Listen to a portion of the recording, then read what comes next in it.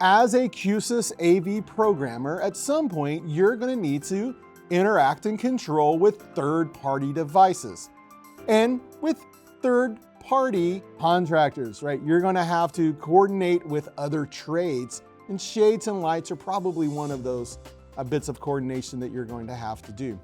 So let's go into Designer and let's look in the shade sections at the shade control methodology. And it gives us some really good information. Like this is kind of like the cut sheet from the shade guys, who are invariably going to make the really, really bad pun at some point of we're the only shady guys here. It happens. If it hasn't happened to you yet, it's going to. Right, here's the cut sheet. Let's read it. The really good shade controller operates via latched relays. And it says, note, the motor will continue to run until it hits the set point even after the relays are released. To raise the shades, you latch relay number 1 for 2 seconds. To lower, you latch relay number 2 for 2 seconds. And to stop, you latch relay number 1 and 2 for 2 seconds.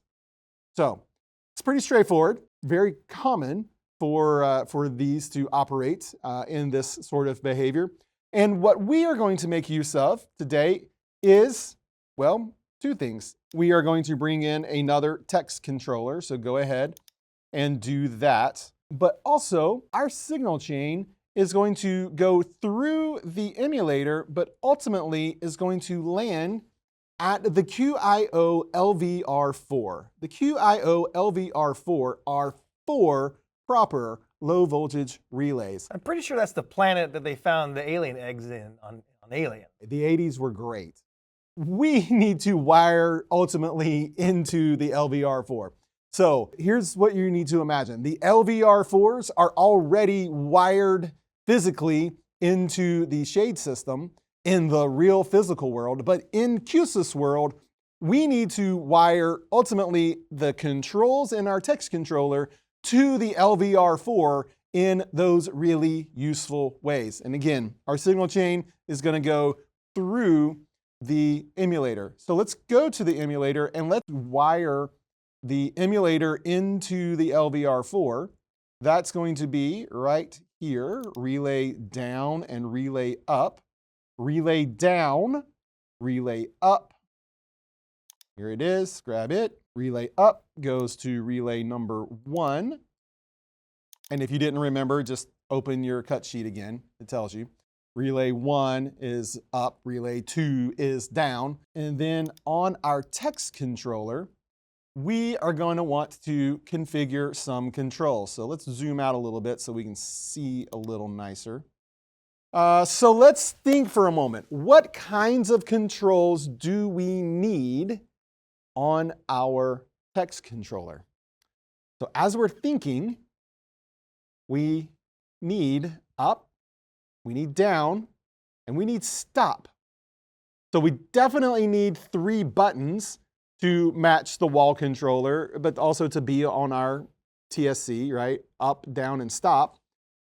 But additionally, and this might be a new idea to you, I'm going to suggest that we actually divide the buttons that are doing the controls from the interface that we want to have with the relay system. Here's what I mean. Let's configure 3 toggle buttons for up, down, and stop, but then also 2 LED indicators to be our interface, right, pin interface into those relays. We're going to separate the 3 control buttons from the 2 LEDs, and that's going to enable us to have let them do independent jobs. The buttons won't have to do double duty. Let's go ahead and nail those things down. So let's click plus, plus, plus to make our 3 buttons, and then plus and plus to be those 2 LEDs that we talked about. So I'm going to name this BTN up. We're going to name this one BTN stop. Now, why did I put stop in the middle? I did that because I get confused. I know that for me, I want up, stop, down as the buttons. And so I'm declaring them in the same order that I'm going to deploy them. Do you have to do it that way? No. Again, I just know myself. I know things that I get tripped up on. And then here is BTN down. And again, those are all going to be toggles. But then control 4, we are going to call pin relay up. And control 5 is going to be pin relay down. And we need to reconfigure those to be indicators, LEDs, and they are going to have output pins. So one more time, make it an indicator, make it an LED, make it an output pin, because that's going to enable us to wire into our emulator. Now, while we're here, as I can see, my pins are being truncated. That means that I forgot to name my script. So let's work on that label. Same thing, same little trick. We're going to take out the space and text controller, and then I'm going to also name it shades. So it's shades text controller. And now it got a little bit wider and we can read those pins. So what pin do I want to wire into? This is going to wire into 04 relay down to the emulator. And then this is going to wire into 04 relay up to the emulator. This is good. We have now completed our signal chain, but let's keep thinking. Because one of the other things that we read in that little cut sheet was how we're supposed to hold those things for 2 seconds, which may or may not actually be accurate. One of the things that I think that we ought to incorporate as programming principles is, insofar as possible, we should make our code reconfigurable.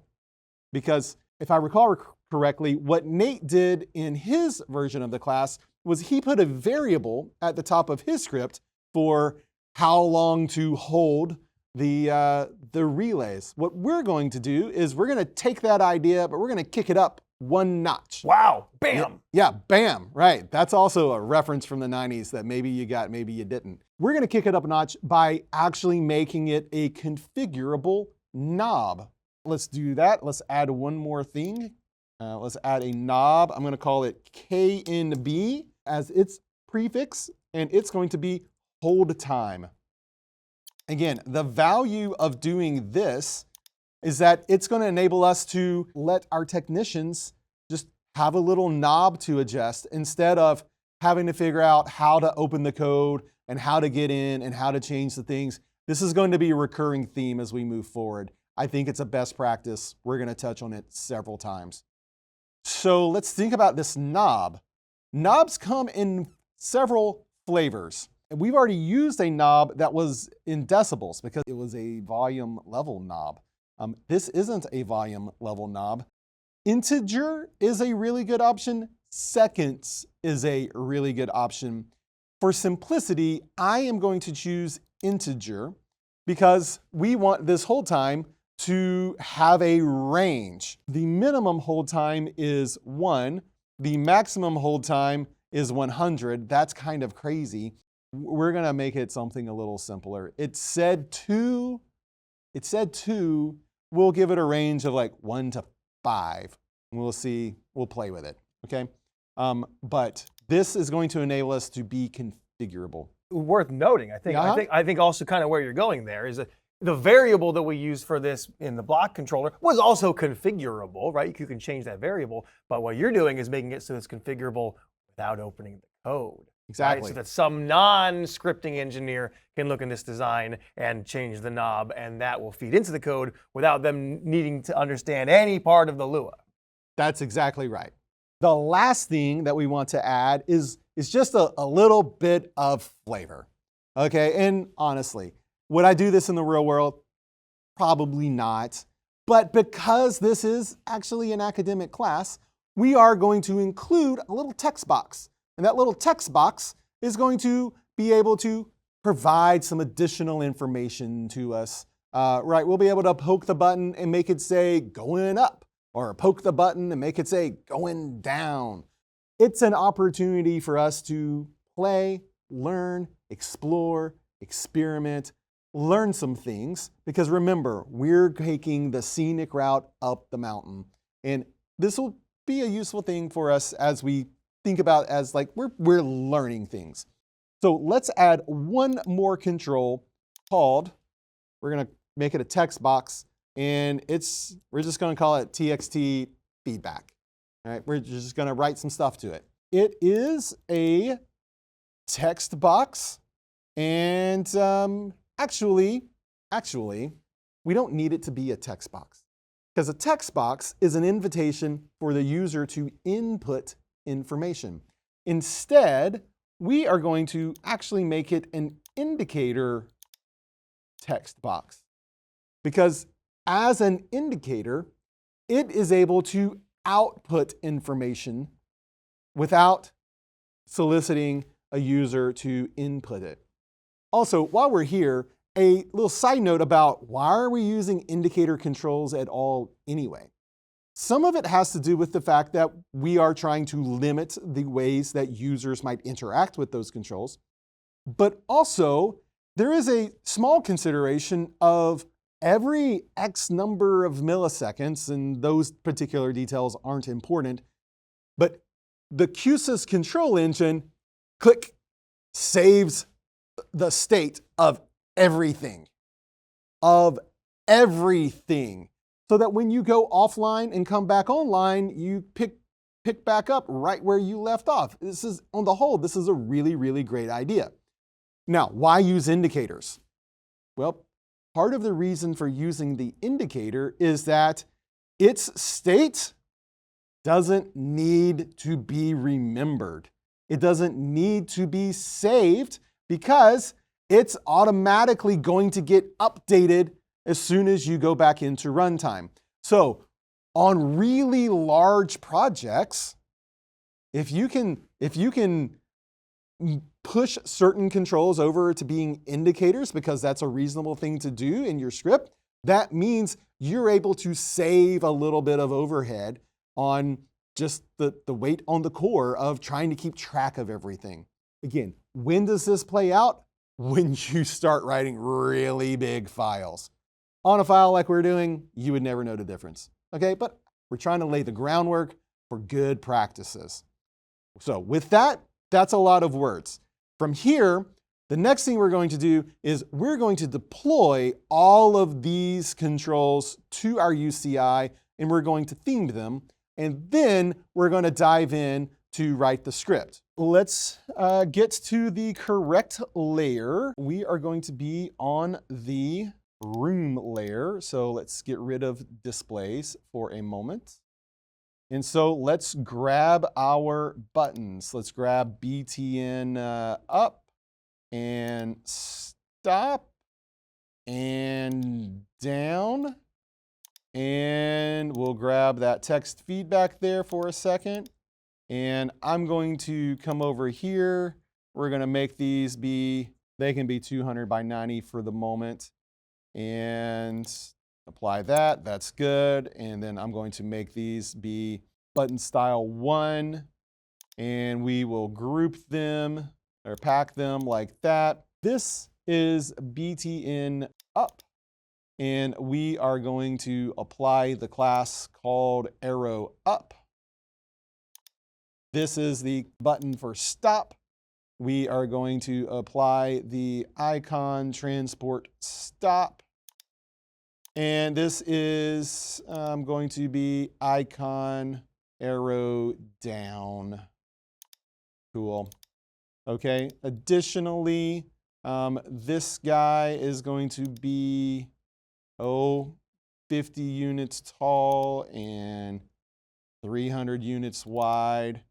And we will line all of these up kind of like that. That looks good. But we have a consideration that we need to think through of how should we lay out these controls? Because it's not just these controls that we need to lay out on this screen. We also, on this layer, need to have the lighting controls. We need to think ahead a little bit. What's going to make the most sense on how to share the space? Does it make sense to share the space by having the top half of the layer be for the lights and the bottom half be for the shades? Or does it make more sense to have them be side by side, right? So split the screen down the middle and say the left half is for one set of controls and the right half is for another set of controls. Think about those lighting controls. There's a dimmer, and that dimmer is going to be a fader, and we very naturally are going to want to run that fader from 0 down low to 100% up high. Like this is just how our brain naturally works. And so part of what I want to remind you is as you're laying out controls, trust your gut about what's the right way to lay these things out. I'm talking about splitting it horizontally, and then all of your controls get laid out vertically. So I'm going to draw some group boxes and sort of just lay out the area for myself here. And then let's grab another one of these and post it right about here. And then we will center both of these. Awesome. Select both of them and apply the one that's called group box control area enter. So that creates some nice little contrast pop there going on. I'm also going to grab this header and I'm going to paste it as a copy and bring this in like this. And we will dedicate this space for lights. And we will dedicate this space for shades. There we go. So very quickly, through the power of CSS, we're able to lay out some control regions and create some intuitive expectations about how to use this interface. We've now got all of the buttons laid out, configured, CSS, everything's great. We're going to come back in just a second and work on the script. See ya real soon.